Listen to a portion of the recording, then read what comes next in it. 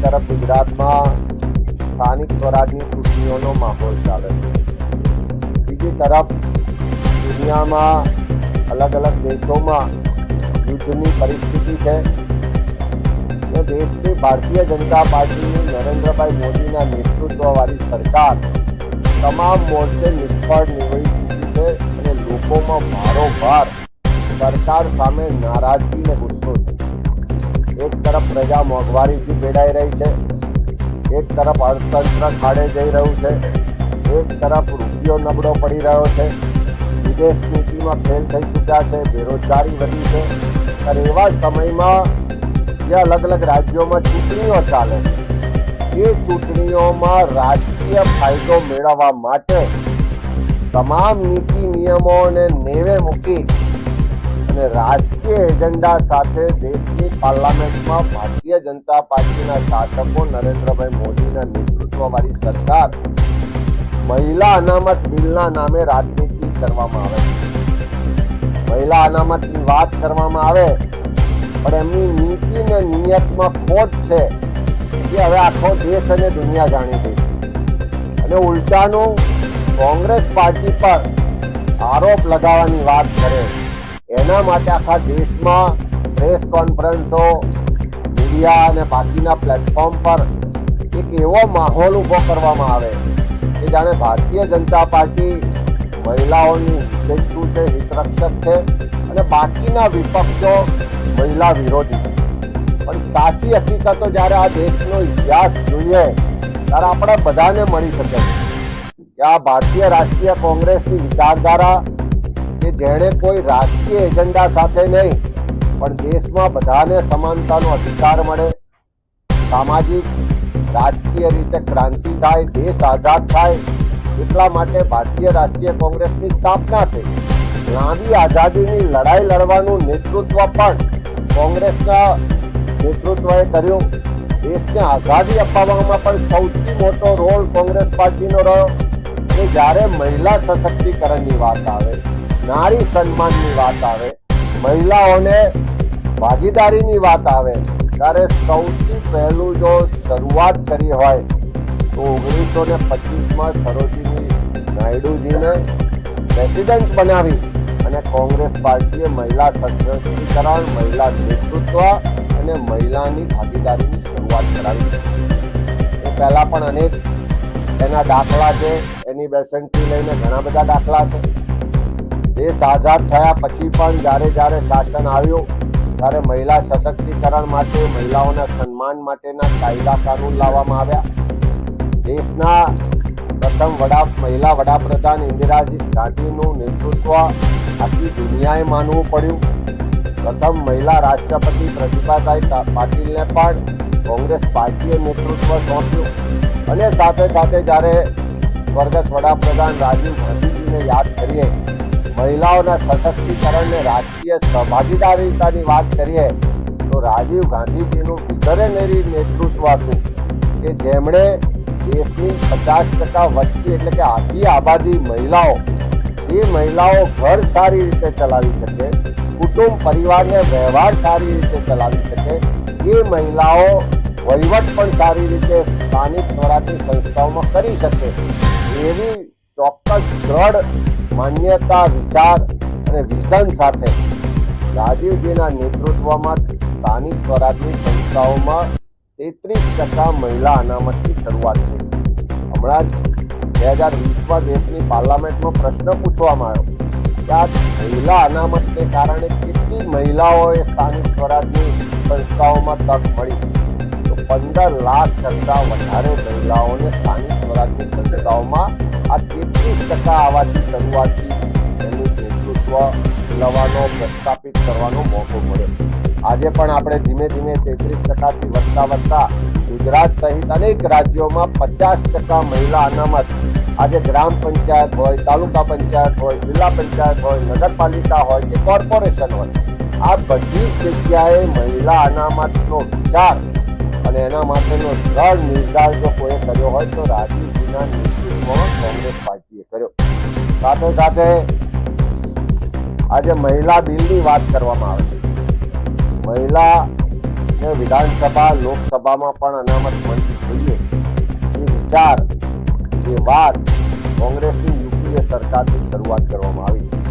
કોંગ્રેસની સરકારે પણ એ વાત કે વિચારને આગળ વધાર્યો અને જ્યારે સરકાર બદલાયા પછી પણ 2023માં જ્યારે દેશની પાર્લામેન્ટમાં બિલ લાવવામાં આવ્યું મહિલા રિઝર્વેશન માટે, ત્યારે પણ કોંગ્રેસ સહિત તમામ વિપક્ષી પાર્ટીઓ એકજૂટ થઈ અને દેશની મહિલાઓને વિધાનસભા લોકસભામાં પણ અનામત 33% મળવી જોઈએ એ વાતનું સમર્થન પણ કર્યું કે સર્વાનુમતે બિલ લાવવા પસાર કરવામાં આવ્યું. પણ નરેન્દ્રભાઈ મોદીના નેતૃત્વવાળી સરકાર એના બતાવવાના અને ચાવવાના દાંત જુદા હોય એ જ રીતે એની નીતિ અને નિયતમાં ખોટ હતી. 2023માં બિલ પસાર કર્યું હતું. કોંગ્રેસ પાર્ટી સહિત બધાએ માગણી કરી હતી કે તાત્કાલિક એનો અમલ કરવામાં આવે. ત્યારે વાત એમ કરવામાં આવી કે વસ્તી ગણતરી કરવાની શરૂઆત છે એટલે એના પછી કરવામાં આવશે, અને બહાના શોધી એને વિલંબ મૂકવામાં આવ્યું. આજે સ્પેશિયલ પાર્લામેન્ટનું સેશન બોલાવીને બિલ ફરી રજૂ કરવામાં આવે છે, પણ એ બિલની મહિલા અનામતની આડમાં એમનો ઇન્ટેન્સ, એમની મનસા હતી એ ડિલિમિટેશન કરવામાં આવે એટલે કે સીમાંકન કરવામાં આવે, એમના રાજકીય એજન્ડાના ફાયદા મુજબ સીટોના વિસ્તારો નક્કી કરવામાં આવે, એની સંખ્યા વધારવામાં આવે અને એનાથી રાજકીય લાંબા ગાળાનો ફાયદો લેવાનો પ્રયત્ન પણ થયો. સાથે સાથે જ્યારે આ બિલની ચર્ચા થઈ આપણે બધાએ પાર્લામેન્ટમાં જોયું, ક્યાંય પણ એમની એવી નીતિ કે નિયત ના દેખાય કે એમને સાચા અર્થમાં મહિલા અનામત બિલ પસાર કરી અને તાત્કાલિક એને અમલ કરાવો. કોંગ્રેસ પાર્ટીનું પહેલેથી સ્ટેન્ડ હતું કે 2023માં તમે જે બિલ પાસ કર્યું છે એ બિલનો અક્ષરે અક્ષર આજે જ અમલ કરાવો. કોંગ્રેસ સહિત તમામ વિપક્ષી પાર્ટીઓ તમારી સાથે, પણ એમણે બિલમાં સાથે સાથે સીમાંકનની વાત મૂકી, સાથે સાથે સીટો વધારવાની વાત મૂકી અને આખા રૂને પણ ગેરમાર્ગે દોરવાનો પ્રયત્ન કર્યો અને આખા દેશને દુનિયાને પણ ગેરમાર્ગે દોરવાનો પ્રયત્ન. પણ જાગૃત વિપક્ષે એકજૂટતા દાખવી અને એમની જે મનસાઓ હતી, એમની જે મેલી મુલાકાત હતી એ બહાર આવવા ના દીધી ને બિલ પસાર થયું નહીં. ખાસ કરીને આજે જ્યારે આખા દેશમાં ભારતીય જનતા પાર્ટી કોંગ્રેસ સહિત વિપક્ષોને બદનામ કરવા નીકળી છે, ત્યારે આ ગુજરાત જે આ ગાંધી સરકારનું ગુજરાત છે ને આપણા ગુજરાતમાંથી વડાપ્રધાન નરેન્દ્રભાઈ ગયા તો એમણે ગુજરાતની મહિલાઓની ક્યારે ચિંતા કરી? અહીંયા મુખ્યમંત્રી હતા ત્યારે કહેતા હતા કે કંઈ પણ તકલીફ પડે તો 50 પૈસાનો પોસ્ટકાર્ડ લખજો. તમારો ભાઈ ગાંધીનગરમાં બેઠા છે, આ મહિલાઓના મત લઈ અને ગાંધીનગરથી ભાઈ દિલ્હી પહોંચી ગયા, પણ આજે મોંઘવારીનો માર સહન કરતી મહિલાઓને રાહત આપવા માટે કોઈ વાત નથી કરતી. આજે ઘર ચલાવવું મુશ્કેલ છે, બાળકો ભણાવવા મુશ્કેલ છે, આજે ગેસનો બાટલો 1100 રૂપિયામાં મળે છે, એમાં રાહત આપવા માટે ક્યારે એક શબ્દ નથી બોલે. મહિલા સન્માન ને સુરક્ષાની વાત કરે છે. શું મણિપુર જેવું રાજ્ય આપણા દેશની સરહદોની અંદર નથી? આપણો ભાગ નથી? ત્યાં મહિલાઓને નગ્ન કરીને રસ્તા પર દોડાવવામાં આવે, એની પર ખુલ્લામ બળાત્કાર કરવામાં આવે, પાછલી રીતે અત્યાચાર કરી અને એની હત્યાઓ કરવામાં આવે, ત્યારે એક શબ્દ પણ આ વડાપ્રધાન પણ ના બોલ્યા કે એમની સરકારનો એક પણ મંત્રી પણ ના બોલ્યા. આ જ ગુજરાતમાં દાહોદમાં નાની બાળકી પર બળાત્કાર થાય, રાજકોટમાં નાની બાળકી પર બળાત્કાર થાય, ભરૂચમાં કે સુરેન્દ્રનગર કે આખા ગુજરાતમાં નાની બાળકીઓ પર ક્યાંક બળાત્કાર થયો હોય, ક્યાંક મહિલાઓ પર અત્યાચાર થતા હોય, ક્યાંક સામૂહિક ગેંગરેપની ઘટનાઓ બનતી હોય, એક પણ ભાજપનો નેતા બોલતો પણ નથી અને એક શબ્દ એના માટે સહાનુભૂતિ પણ દર્શાવતો નથી. એવા સંજોગોમાં જ્યારે મહિલાઓના સન્માનના નામે રાજનીતિ થાય છે, ત્યારે સરકારને કહેવા માંગીએ છીએ કે કોંગ્રેસ પાર્ટીનું સ્ટેન્ડ બહુ ક્લિયર છે કે મહિલા અનામત બિલ 2023માં જે પસાર કરવામાં આવ્યું હતું એનો અક્ષરે અક્ષર અમલ કરવામાં આવે.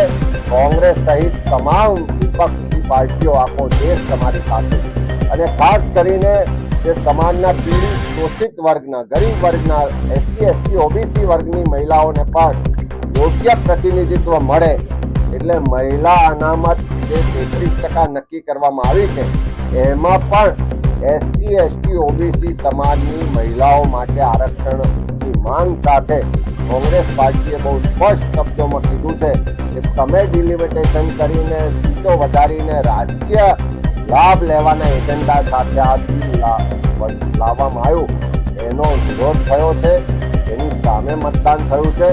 અમારી સ્પષ્ટ માગણી છે કે 2023 મુજબનું બિલ જે પસાર થયું છે એનો અમલ કરાવો અને SC ST OBC વર્ગની મહિલાઓને પણ એમાં અનામત આપો.